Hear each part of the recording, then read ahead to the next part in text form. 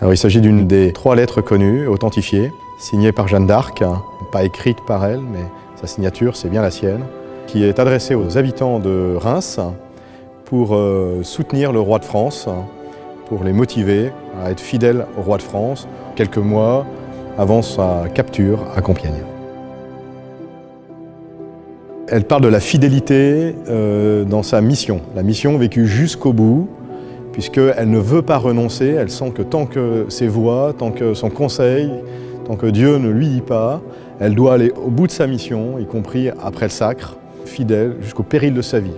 Donc c'est une sainte qui nous invite à aimer notre pays, à aimer notre patrie, quand bien même justement la patrie semble l'abandonner. Et elle nous donne un exemple aussi de cet amour qui n'est pas intéressé, même quand il n'est pas payé de retour, ni par le roi Charles VII, ni par tous ceux qui avaient pourtant promis, monts et merveilles, de l'aider, de ne pas l'abandonner, etc. Elle se retrouve seule face à ses juges à un moment.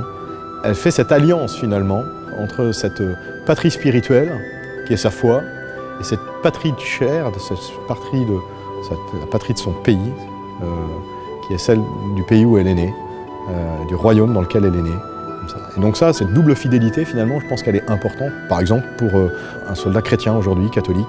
Est-ce que c'est possible d'être fidèle aux deux en même temps? Jeanne d'Arc nous montre que c'est possible.